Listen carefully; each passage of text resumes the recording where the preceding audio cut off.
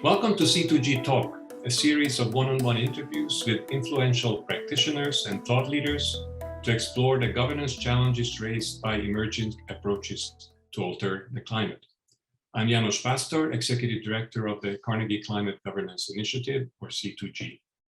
And I'm speaking today with Alicia Bárcena, United Nations Under-Secretary General and Executive Secretary of the UN Economic Commission for Latin America and the Caribbean, also known as ECLAC. Ms. Bárcena has a long and distinguished professional record in sustainable development and has held many senior leadership positions in the United Nations, in the government of Mexico, and in civil society. These include the chef de cabinet for former UN Secretary General Kofi Annan, Deputy Executive Secretary and Director of ECLAC's Environment and Human Settlements Division, and coordinator of the Latin American and Caribbean Sustainable Development Program of UNDP. She was also founding director of the Earth Council in Costa Rica.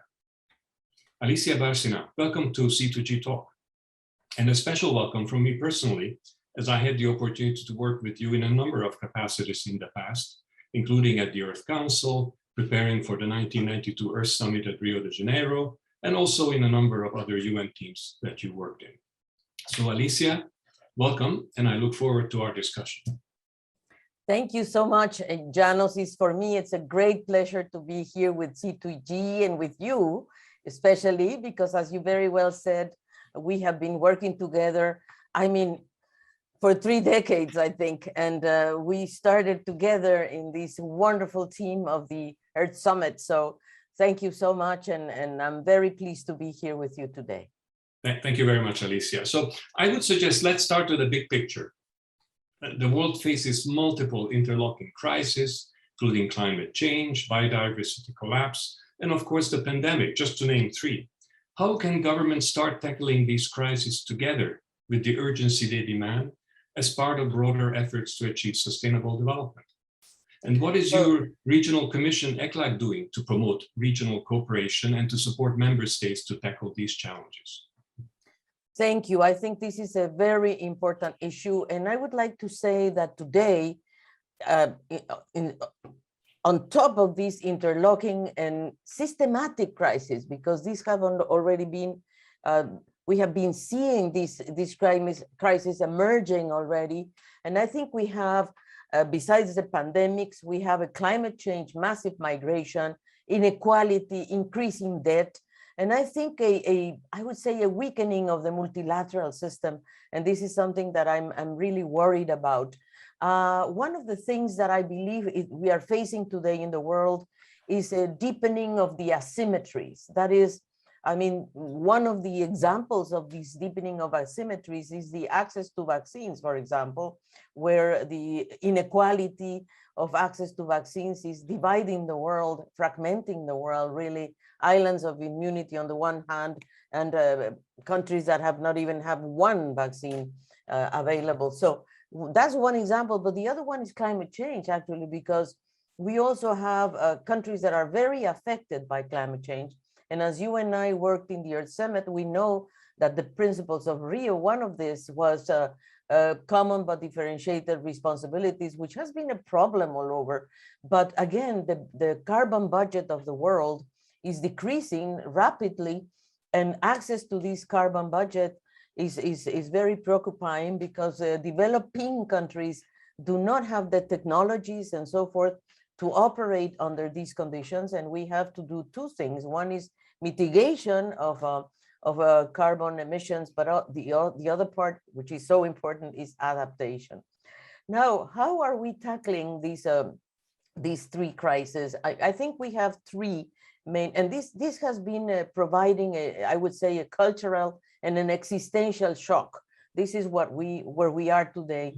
And I think there is a realization, I hope there is a realization, that we need to profoundly change the development model, profoundly, because I think we have to, the development model, which is profoundly unsustainable and unequal, but also is not providing the right stability.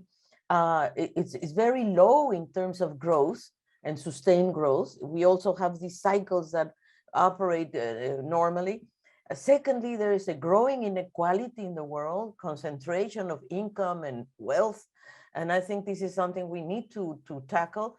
And the other one is the environmental crisis. So what is ECLAC? These crises are so linked in terms of political economy and have curtailed government's ability to promote development and growth. And today, for example, in developing countries, I would say, they are focusing more on the emergency, while developed countries are already providing a lot of money, investment, or at least programs, plans, like the US or Europe, to move into a new, I would say, Keynesian moment in which, with big investments on infrastructure but also, I would say, linked to the green economy, while developing countries are, I would say, left behind, are behind the developed countries. So what can we do? So we are providing in ECLAC, this is your second part of the question, how do we move to a virtuous proposal in which we, of course, we have to move into growth, but growth for equality and equality as a driver of growth, but also growth with sustainability and sustainability, environmental sustainability as a driver of growth. And that is what we are calling a big push for sustainability. And we identify very clearly 8 sectors, and we are calling these under a framework that we call the big push for sustainability. This is a concept that came in the past century, and it was called a big push for the economy, but now we are calling it a big push for sustainability. And this is Rosten and put this concept forward. And we believe that it's these 8 sectors that we have identified. One is transformation of the energy matrix and based on renewable energy. The second one is electromobility, going stronger to electromobility in cities of Latin America and the Caribbean. We are 80% an urbanized region with many megacities, so electromobility is very important. Digital inclusion, because we believe that digitalization will also reduce extraction of resources, of dematerialization of the economy, the bioeconomy and nature-based solutions, the circular economy that is recycling everything. And of course, sustainable tourism for us is extremely important. We are working on the impact of the pandemics in tourism in several countries of the region, and how to move into a different way of operating tourism. And of course, the final one is the care economy. I mean, the care economy, which is basically on the shoulders of women. We believe this is wrong. We have to move to a care society, a society that cares for the planet, for people, for women, and not putting all the burden on them, and caring, a care society. I think the pandemic showed us that we have to move there. So what we are doing is we are putting evidence, economic evidence into these 8 sectors, in which we are saying, how much do we need to invest? How many jobs can they create? And how many emissions we can reduce? These three elements are the 3 that we are in certain way pulling together, and also under a model that we call the 3 structural model: how to reduce inequality, how to reduce our external dependence, because this region is very much dependent on imports. We don't have our own technology. We need to move into that direction. And thirdly, how do we move into a more, I would say, carbon-free economy, or a carbon-reduced economy, which is, I think, the major topic of this interview. So that's what we're doing, dear Janos. So we are trying to support governments and society in general with evidence-based information for them to take decisions, and also, I would say, to pull together, to articulate investment. I think this is the major thing. How can governments invest? It's not going to be done only by individual actions. We have to put money into that. So we are trying to articulate industrial policies, environmental policies, and of course, private-public partnerships that can bring together these important change. It looks like you have your work cut out, Alicia, and there's a lot here. It's fantastic. But there were two things that I want to follow up. One of them, you mentioned about your worry about multilateralism. And I want to come to that a bit later, because there are a few other things I'd like to discuss first. But the other one was about asymmetric issues. And the way I see the region that you work in is highly asymmetrical in terms of poverty, in terms of let's call it development in a broad sense. So how do you do such a complex set of programs to reach all the people in the region? Well, first of all, we put the numbers. I think the hard data, what you don't measure, you don't care. So the first thing we do is to break the statistic silence on key issues. For example, on poverty. We are the ones who measure poverty in this region year by year. And I can tell you that today, the region has 209 million people in poverty and 78 in extreme poverty, 78 million. No? Mm-hmm. Inequality, which we were doing a good job in trying to cope with inequality. Inequality is growing at a rate of 2.6% in the last 2 years, and that's very worrisome. So, first of all, we put the numbers. Secondly, we are evaluating the impact of what governments have done in the region to cope with this problem. So the measures, for example, the basic income, the basic emergency income, we have an observatory that we call the COVID Observatory, where we are measuring country by country, how much are they investing. This is like a tracker of what they're doing to cope with COVID. And then we show them with these measures, what is the impact? So just to give you an example, if they didn't do anything on social, then the poverty rate will be 230 million instead of 209, which is 209 is terrible, but at least it was less than it should have been without measures. And instead of 78, we would have 98 in extreme poverty. So we measure, we do this, and we show governments that the actions they take have an impact. And this is for us extremely important. Something that I forgot to mention, Janos, is the bioeconomy and the nature-based solutions. We are putting a lot of emphasis there. Why? Because this region is facing food insecurity, great food insecurity. We have around, I mean, it has increased in such a way. We have 41 million more people in food insecurity. And we believe that nature-based solutions, bioeconomy, moving into a more sustainable agricultural model or fisheries model would help a lot in this region. Well, thank you. Then let's move a bit closer to one of your 3 R's, the carbon removal part, the carbon reduction. And we know that in addition to cutting the emissions of carbon dioxide, already back in 2018, the Intergovernmental Panel on Climate Change, the IPCC, made it very clear that large-scale carbon dioxide removal was necessary to remove additional carbon from the atmosphere in order to reach our goals of net zero and also to limit warming to 1.5 degrees. So my question is, what implications could carbon dioxide removal approaches have on the region's socioeconomic and environmental goals, particularly the way you describe them in this whole package? How do you see those linkages and how one can achieve these goals and, of course, the Sustainable Development Goals specifically? Any thoughts from your side on that? No, very, very good question. And actually, I must say here and pay tribute to you also, Janos, and to C2G, because we have done a study together. And this study, and together with the Torcuato Di Tella Foundation from Colombia and Argentina, we have identified 7 carbon dioxide removal measures. And of course, they were identified by you, first by C2G.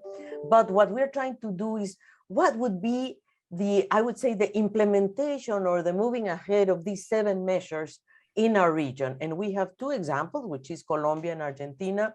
Of course, let me mention them very quickly: afforestation and forest ecosystem restoration, second, bioenergy with carbon capture and storage. Thirdly, land restoration and enhancing soil carbon content with biochar. And fourth, enhancing weathering of rocks for carbon capture in soils. Fifth, increasing ocean alkalinity to increase carbon uptake.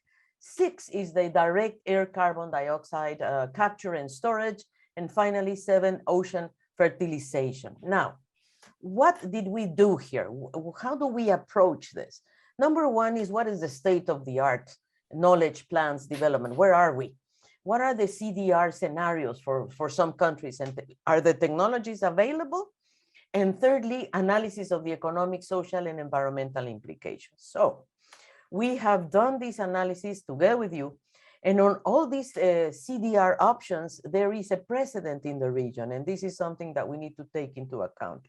The most, I would say the most present measure is afforestation and forest ecosystem restoration and bioenergy production. These are the option that is not present in our region at all is the direct air carbon dioxide capture and storage. This is something that maybe we need to move along this line, but we don't have that yet. So the region is, I would say we are a little bit behind other parts of the world in terms of the understanding of the need to restore natural ecosystems function in this region.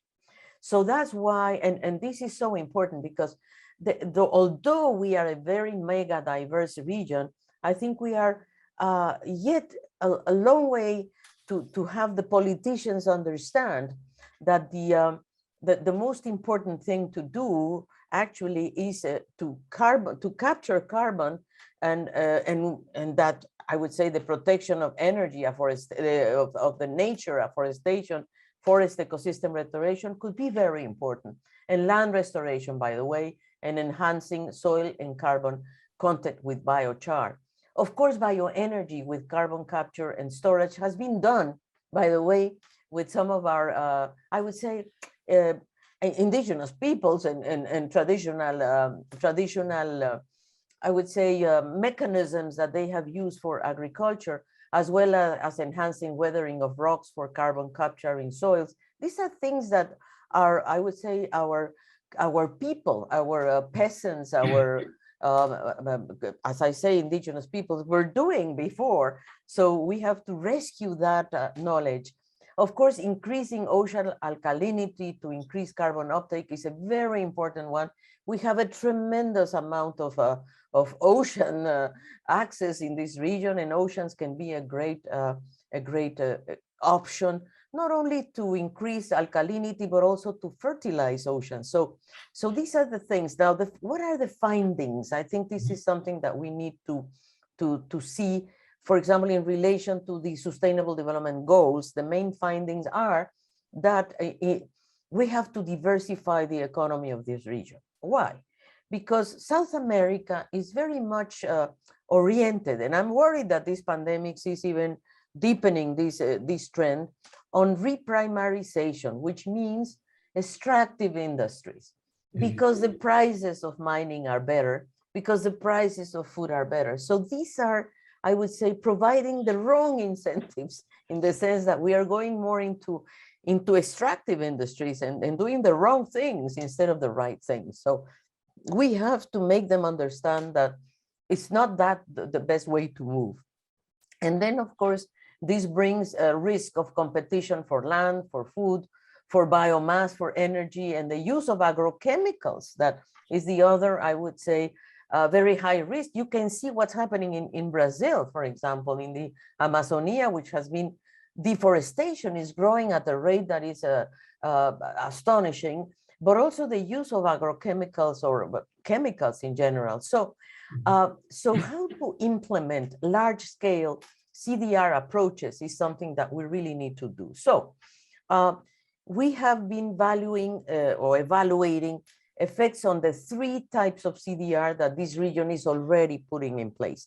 Afforestation that can really deliver, let's say, half of the SDGs, at least 10 of the 17 SDGs, by the way, and also with impact on the SDG 8, decent work, etc., industry, innovation. So what we're trying to do is connecting the CDR solutions with the SDGs.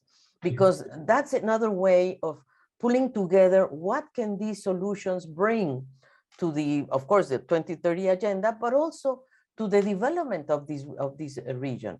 Because when you just talk about environment, and you know this, and I know this too, governments tend to take aback and say, oh, no, no, no, we don't have time now to deal with environment. We have emergencies, you know, even in this region, the environmental budgets are going down.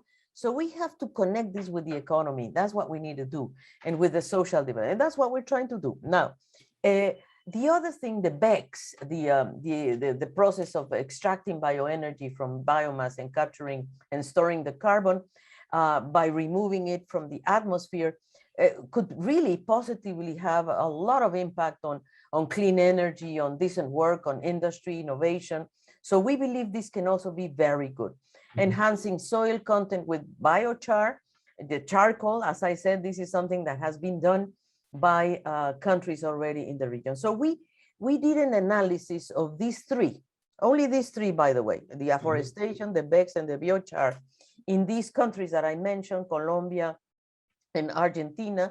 And I think we have a couple of results that can be placed to you, but I know that this could be, I would say, something that we can talk about, but we have been measuring how much these three CDRs can bring to the economy, to the social development, and to the environment.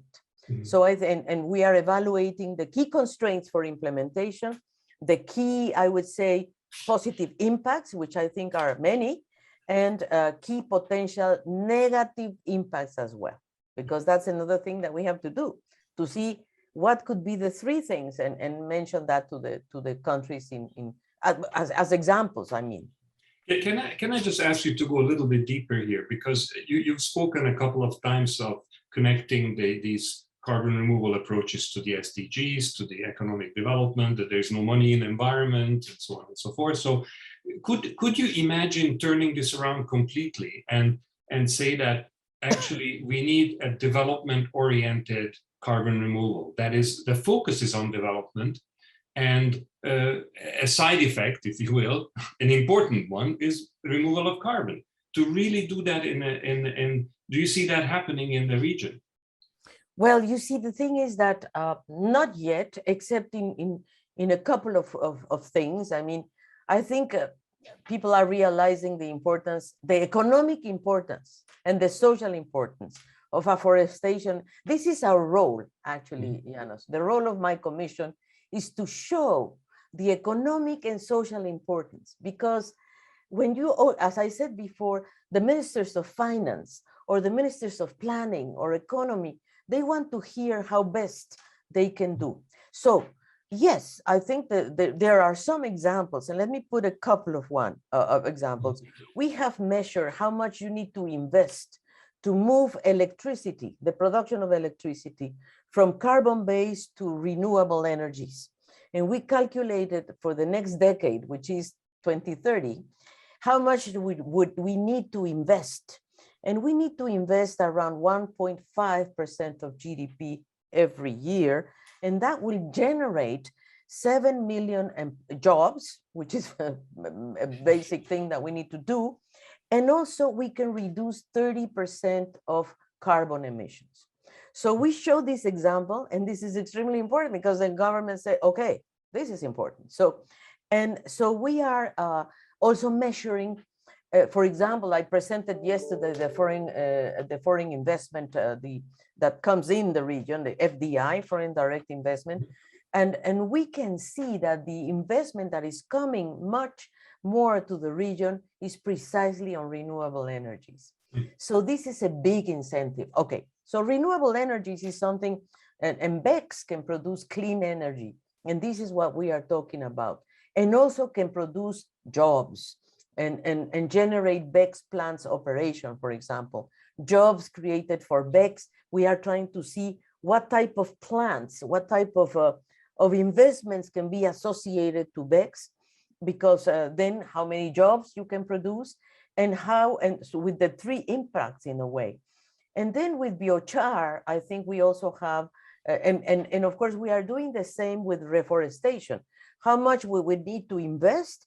What is the profit behind it? But not only to reforestation with a single species, because that's another problem.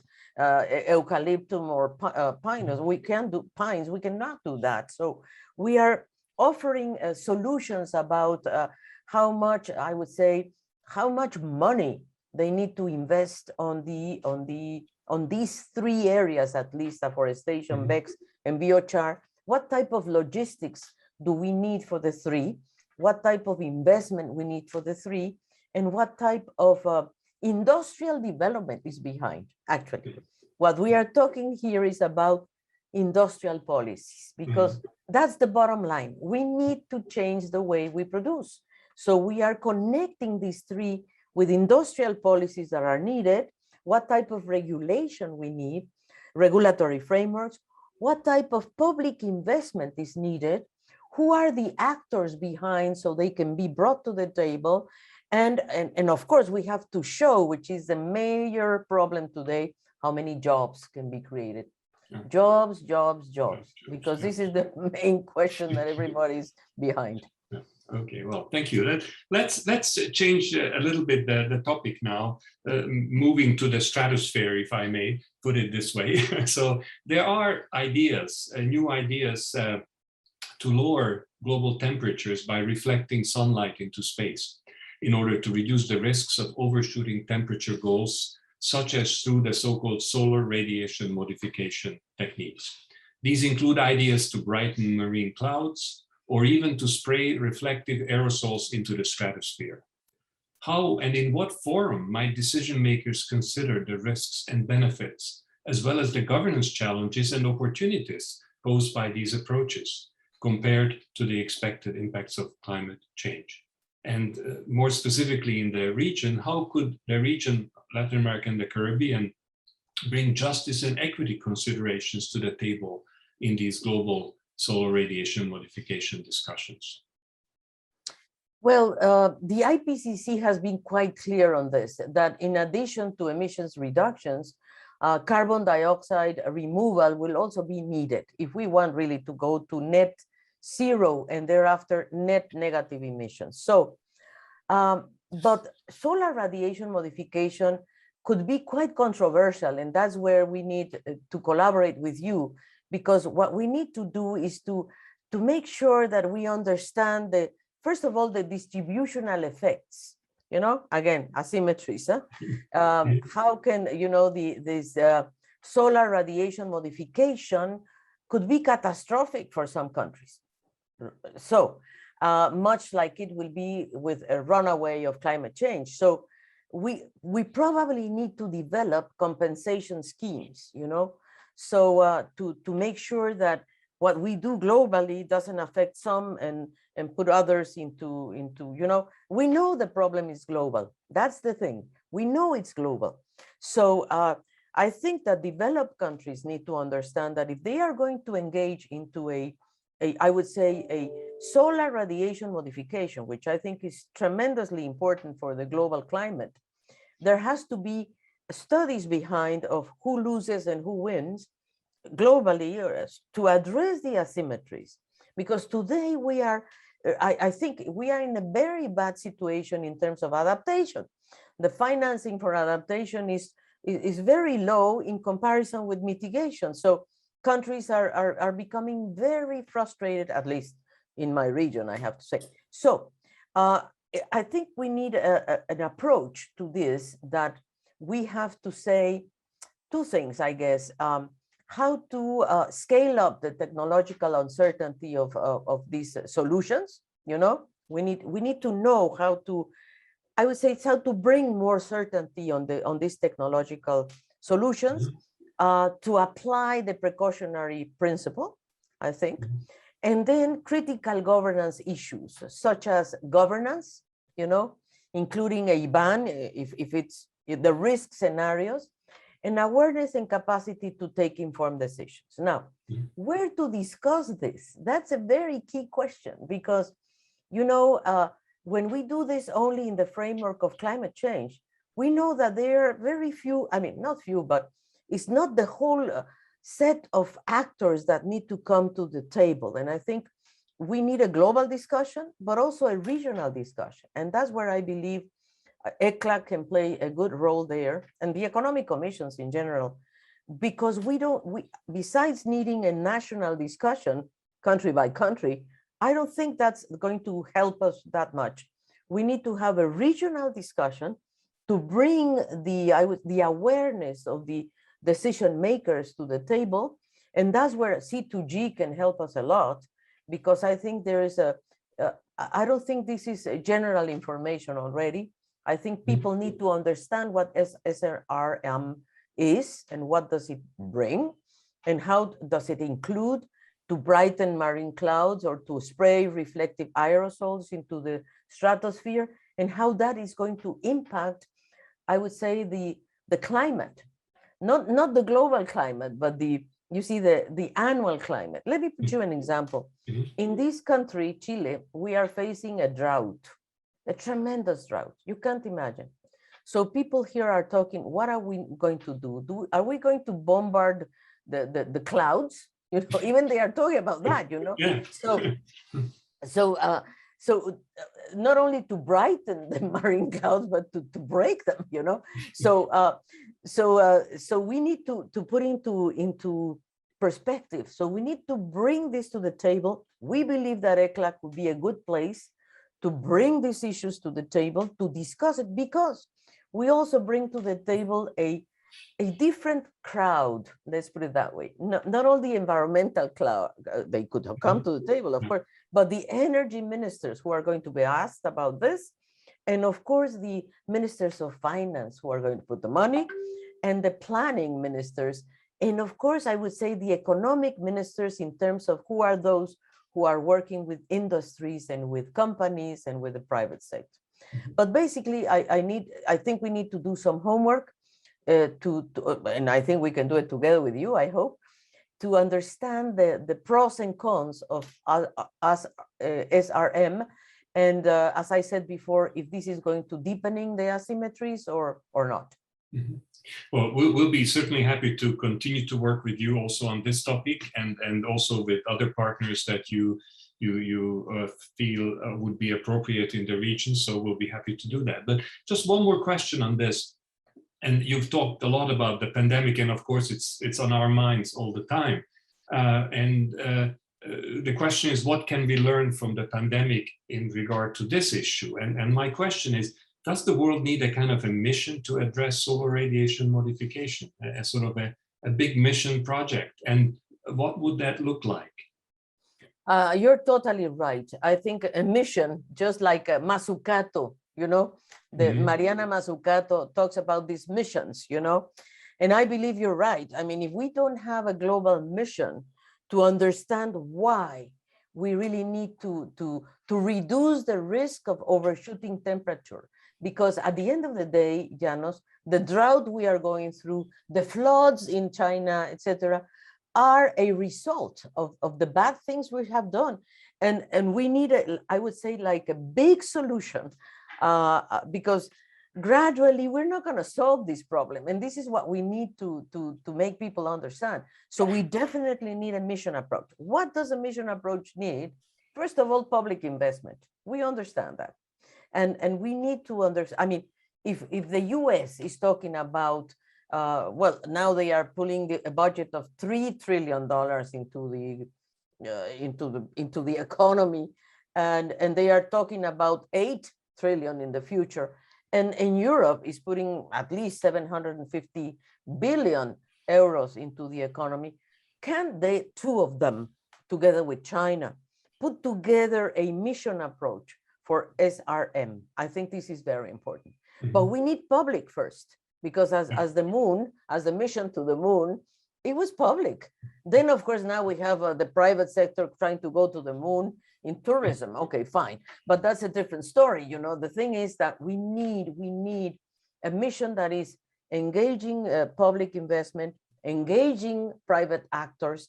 I think the World Economic Forum could play a very important role, because we need transnational corporations understand why do they need to engage on an SRM mission. So, and then the developing countries understand why is this important for them too. So the climate change doesn't affect them like we are now suffering, flooding, droughts, etc., etc. So, so the two areas might be very important. But I would do a mission with a Mazzucato methodology, sort of. Okay, fantastic. And actually, this is a good time to come back to a point you raised earlier about the state of multilateralism, because whether it's a discussion at the global level or a mission at the global level to address a certain issue, you need some multilateral approach. But how do you feel about the state of multilateralism these days, in general, but also specifically to address the issues that we've been talking about so far? So what do you see maybe as the biggest challenges of our multilateral system, and what can we do about it? What would you do about it? Oh my God. Well, first of all, I think we have a big positive side of multilateralism, and that is that the Secretary General, Antonio Guterres, is very much, I would say, aware and committed to this issue, very much. We, of course, have the UNFCCC, as you know, with Patricia Espinosa, etc. The process is ongoing. But my impression is that multilateralism is weakening. In what sense? That I don't see this as a, well, of course, I must say that Joe Biden took the leadership in bringing the heads of state together to discuss this topic, but it's still I would say, it's still not addressing the key solutions. For example, the thing you and I were talking about before, SRM, can it be a mission, or not? Things of that sort. How can the world really come forward with a big proposal that tackles the challenges of Anthropocene, by the way? So I think that the multilateral system, and not only the UNFCCC, not only the General Assembly, of course, is a very important place, but we also need to bring all the agencies, all of them, the FAO, UNESCO, the best scientists. We need to have like a truly interagency commitment to the solutions, not to, again, to the diagnosis. No. We need to move a step forward. Yeah, we have been working on this for 30 years. We know the problems. Now what we need to bring to the tables are the solutions. And the big solutions, what are the sacrifices? What are the costs? What are the investments that need to be done? And I think that today, although the multilateral system has some relative autonomy, of course, but it's fundamentally, and this is the result of the interaction among countries. And this is a problem. And it's not the multilateral system is not only the summation or the addition of countries, it's also the relative power. It's about power at the end of the day. Who has the power to do what? And today, I would say this competition between China and the US for the technological leadership is taking us to an extreme, I would say. So what we need to do maybe is to see how these two, I would say, because the two are technologically very powerful, how do we bring the two to the table together with Europe? By the way, Europe is in the middle, let's say. So what we need to do is to have, I would say, a sort of a pact, a global pact that is behind these I would say, this commitment. It's not enough that Joe Biden brings everybody around the table and that John Kerry's around the world trying to commit everybody. We need something much more, I would say, a big bang. Let's put it that way, a big bang. I think, and I believe that the Secretary General can help with this big bang. First of all, by bringing all the system together, because I think we are very dispersed right now. I mean, we have a food summit, the financing summit. We have, too many summits, I would say again. But we need I would say, one that says, hey guys, as we are doing here, we have interlocking, interrelated systemic crises today. How do we address them fully and seriously? starting with vaccines, by the way, you know? So, and I think the countries are very frustrated. You can't imagine how the developing countries are very frustrated with the system, with the UN. And we are facing a reputational risk, honestly, because the UN needs to come and say, hey guys, no. Yes, I know, for example, UNEP is doing a very good job with the new executive director that's saying we need to make peace with nature. Fine, but how? You know, we need, you know, the thing. I mean, yes. So we need to have, and I think this pandemics has shown us that we really, really need to have a big bang on this, Janos. And I think time is running out. And I think one of the proposals that C2G can bring to the table, and all of us, is these mission-oriented approaches, maybe for the 7, not only for the SRM, but maybe not the 7. We have to choose probably 2 or 3 that are global, because SRM is global. You see, the other ones are national. And so we have to, I think we have to divide these solutions that we are pulling to the table on the carbon reduction or carbon, these solutions, we have to divide and say, which are of national nature that have to be taken by governments individually, and which have a global nature that need the action of the multilateral system. And the G20, by the way, can also play a very key role. Indeed. Well, I mean, we've talked a lot about big issues here. The challenges are clearly enormous, but there are also solutions that are possible. But still, how does the world maintain hope in this kind of a situation? And without shying away from the gravity of where we are, but at the same time, having hope for those solutions that you've talked about. How do we do this? And how do you do it yourself? Because you're facing this every day. Well, you see, the thing is that one of the ways to bring hope, first of all, we have to say that, well, there's no space for pessimism. Of course, we are pessimistic, you know, but we have to have hope. And this hope is basically in the new generation, Janos. I think that the young people are much more aware of the importance and of the risks they are running. Our generation and mine, because I'm older than everybody else, have done the things wrong, and we have to recognize this. Now, how do we bring hope to the table? Well, first of all, by bringing everybody to the table, because the governments alone are not going to make this happen. We need civil society. We need a new social pact. We need a new social commitment, and a new social commitment that has to be accompanied by a fiscal commitment globally. This issue of, for example, of taxes, now taxing we need the multinational companies on board, but we need civil society. We need the young people to push us forward, because what we're talking about here is a change of paradigm, of a development paradigm, a change of mindset. And I think the pandemics has been terrible on that, but at the same time has been giving us a lot of lessons of humanity, of solidarity, fraternity, which is at the end of the day, what humanity needs to do. So the only way to make it as a species, because the other thing is that we might disappear, the planet is not going to disappear. It's really life what can go away, you know, biodiversity and us included. But this is, I think, the risk. It's a big risk of humanity to.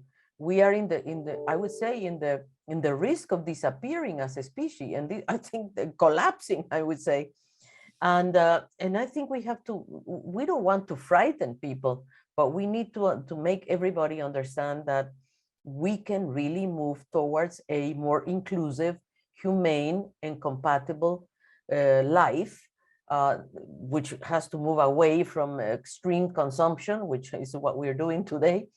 And I would say the capitalistic model has to change, I'm not talking about moving to another political system. It's not an ideological way of thinking, but hyperglobalization and extreme consumption is taking us to the wrong to the wrong side. And young people are understanding this. More and more I see young people taking their own decisions, even in eating, for example, in terms of eating, they are not eating meat, for example. Many young people are saying, no, I don't want to eat meat because I don't want to. You see what I mean? So there is a change of culture. So we are tapping into that, Janos, tapping into civil society. That's why we went into the Escazú agreement. That's why we are working on environmental democracy. That's why we are bringing information to civil society. Governments, okay. Private sector, okay. But they have so many vested interests. So we have to tap into civil society that is more a civic framework that we are working on. And that's why I work, you remember I was on environmental citizenship, trying to build consciousness of different actors of the importance of these issues. Thank you very much. And with this indeed hopeful note in terms of engaging the youth, engaging civil society and all other stakeholders, I think we have to bring this discussion to an end. Thank you very much, Alicia Bárcena, for participating in C2GTalk. Bye-bye. Thank you. Thank you, Janos. And someday we will have to pay tribute to Maurice Strong. I hope we can do it together someday, because I think of him quite a lot of time when I believe that he was really anticipating so many of these things. So hopefully someday C2G and us, we can do something about it. We can dedicate this session to Maurice Strong. I think that would be a fantastic way to bring this. Thank you very much, Alicia. Thank you, Janos. A pleasure. Okay.